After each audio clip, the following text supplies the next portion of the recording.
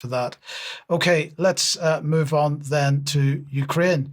And what do we have here? Well, lots of bombing going on. Trump was on the phone again to Putin yesterday. He seems to have offered, well, not very much, actually. In fact, so the Western media is presenting this as Putin being unwilling to do a deal.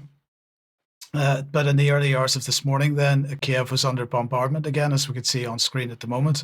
There were several waves of attacks lasting for hours, and according to Ukrainian Air Force's Telegram channel, Kiev was the main target of the strikes. Zelensky, of course, piped up. He condemned it. He said that this was one of the most, quotes, demonstratively significant and cynical attacks of the war. He was very unhappy, in fact, that his sleep was disrupted. He said it was a harsh, sleepless night. So he also complained that the attacks came directly following Putin's call with Trump. And he wrote on his Telegram channel that Russia once again demonstrates that it does not intend to end the war. Now, in related news, Mark Rutte, Secretary General, gave an interview to Fox News on Wednesday. Now, let's just get a feel for how unhinged he actually is. And then to Lavrov, I mean, he's foreign minister of Russia, I think, since the birth of Jesus Christ. And since then, anything useful came out of his mouth. So let's not pay too much attention to Mr. Lavrov. This is just quite incredible to be coming out of the mouth of Mark Rutte, the biggest propagandist on the face of the earth, as far as I can see. I could also interpret that as he's basically inferring that Sergei Lavrov is the Messiah. So if that's the case, we should organize some Lavrov prayer candles. They're coming to you by next week, so look out for those. Okay, well, anyway, Rutte's main message for the United States was around his continuing whinging that Trump appears to have withdrawn support for Ukraine. In fact, the Department of Defense has only announced a pause in deliveries of some weapon systems, including Patriot missiles, precision-guided artillery shells, Hellfire missiles and munitions compatible with F-16. I mean, the F-16s are being shot down, so it hardly matters.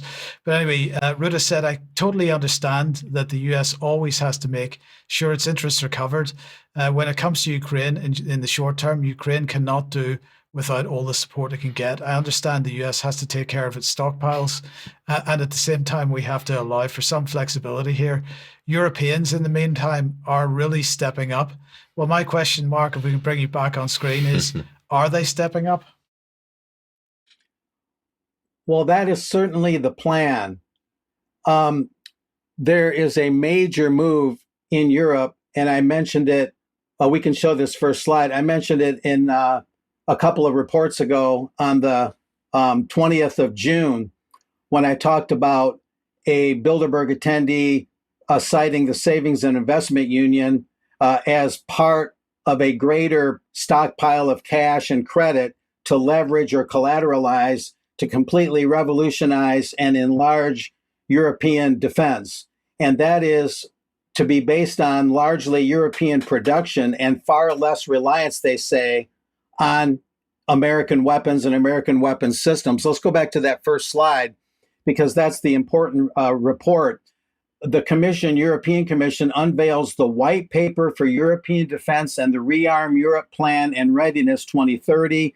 The Commission and the High Representative have presented a White Paper for European Defense as part of the Rearm Europe Plan, an ambitious defense package providing financial levers, including the Savings and Investment Union, to EU member states to drive an investment surge in defense capabilities.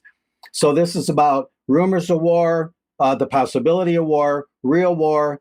It's about basically basing the entire planned economic boost of Europe and basing it all on defense and military. It seems that we cannot have peace and economic prosperity at the same time. We have to put the entirety of Europe on a war footing, a war production footing. Only then can we have that military-based, relatively good economic health, economic vitality. Anyway, here's some key quotes from that European Defense and Rearmament Plan, Readiness 2030. This plan also relies on the European Investment Bank Group to widen the scope of its lending to defense and security projects while safeguarding its financial capacity. On top of unlocking substantial funding, this will send a positive signal to the all-important markets. And we have another call out, I believe, from that same plan. And this relates again to that savings and investment union, providing further validation that that's happening. Public investment alone will not be sufficient to fill the defense industry's investment needs, from startups to large established companies. For this, the savings and investments union strategy will make it easier to mobilize private savings into more efficient capital markets and channel investments into critical sectors of the economy, such as defense. And they're saying for now in this report that the Savings and Investment Union would be putting forth money voluntarily from European savers, everyday citizens and their savings accounts and their time deposits and things like that. This next slide is basically just a source that people can access from the show notes. This is a very in-depth report in a lot of ways, the economic impact of higher defense spending.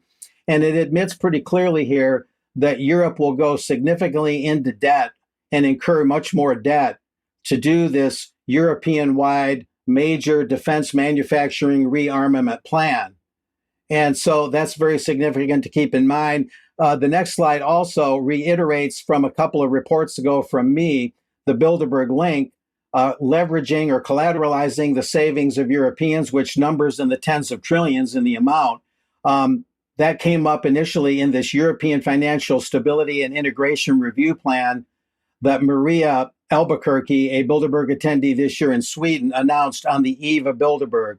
So we've got solid proof that they're going to leverage savings, and it's just a matter of how they'll do it. The next thing is just a basic graph. I only have one of these. It shows from 2014 to 2024. That was the initial commitment a little over 10 years ago for 2% of GDP to be spent on defense by European countries. And by the time you get to 2022, where Russia invades Ukraine, you see the speed up and increase of defense spending from NATO countries. And so another key point here is that it's pretty much all predicated on Ukraine and Russia. Russia is this big threat. They alone wore the black hats when they invaded Ukraine. Therefore, that's kind of the whole central motivating point of this is Ukraine wears the white hats. They can do nothing wrong. And so because of what happened to them, Europe must rearm in a very broad and long-term sense, with profiteering being at the top of the game. Anyway, there's some other important aspects to cover here on breaking defense. This is a trade journal. Let's look at this. There was a recent Paris Air Show where a lot of these, of course, weapons are put out like in an exhibit kind of way. Europe is pouring money into defense. The headline says, can U.S. firms reap the reward amid transatlantic tensions? And so the U.S., of course, is chomping at the bit now that it motivated Europe to spend not just 2%, but up to 5% of its GDP, European nations, on defense. But that's a 10-year timeline. That's supposed to be up to about 2035. They're giving them 10 years to reach that 5% threshold, But the Financial Post noted in this 27 June item, European allies are wary of buying American as they plan this defense buildup. So the U.S. may or may not totally cash in on this rearming and remilitarizing of Europe, where they're going to try and build the entire economic prosperity of Europe pretty much on military matters, the armaments, AI systems, ammunition, you name it. Now, Andrius Kubilius, the EU Commissioner for Defense and Space, had a couple interesting things to say. And I'll mention that before I quote him, that Ursula von der Leyen, the president of the European Commission, is saying the peace dividend is over. The peace dividend is no more. In order for Europe to prosper, we must be on a war footing, a war military production footing. But anyway, here's what Andreas had to say. The defense package, the white paper for European defense and rearmament of Europe plan that I mentioned, marks a defining moment for our union, a defining moment. Europe can no longer afford to be a bystander in its own security. And he also had this to say, we must take our defense into our own hands, reinforcing our commitments to collective security and standing firm against those who seek to challenge our sovereignty. And a real irony of this, of course, is the very creation of the EU, which Bilderberg had at least a small hand in, was in a lot of ways, the overturning of individual European nations' sovereignty. So the European Union really doesn't have a leg to stand on in terms of talking about sovereignty, because even for it to exist, it had to at least lessen the sovereignty of its member states. So that pretty much sums up what's going on. The Savings and Investment Union has now been confirmed as one definite way that they'll finance this. And Europeans better hold tight onto their money, or at least they better get a lot more information about how this is going to work. There is one more slide. If you want, Mike, we can save it for extra. But at the Paris Air Show, they put baffling and opaque baffles around the Israeli booths at that Paris Air Armament Show in a move that Israel called outrageous and unprecedented, evidently a act of protest in some respect against what the Israeli military has been doing, unless they were somehow protecting them, or maybe even a little bit of both. But Israel did protest about that. But that's an interesting twist on the end of this story for today. Just on the defense thing, Mike, this 5% target, the likelihood that any of these countries are going to actually meet that. You're talking about all these, as Mark said, all the bail-ins or, stealing savings to find. They're looking for all these schemes because the cash isn't there. Italy's doing about 1.5% at the moment, and they're so desperate to add to the NATO tally. There's a bridge that's planned to join the mainland Italy to Sicily, and Meloni's trying to bundle that in as a NATO expense in order to get up closer to her 5%. And Trump just threatens the Spanish. The Spanish said, no way are we going to spend 5% of GDP on military. And Trump threatened them with tariffs. So talk about an attack on sovereignty. The United States is going to determine whether you're going to go into massive debt to pay for this bloated 5% defense budget to fight a phantom menace, the beast from the East. Talk about an attack on sovereignty. So you can't decide what you spend your money on anymore? Is this the new Europe? It absolutely is, yeah. Unbelievable. No, it is the new Europe. And, it's absolutely clear, Patrick. The UK claims to be spending 2.5% already, 2.7%, whatever it is at the moment, and they say they're going to go to 3.5% or whatever.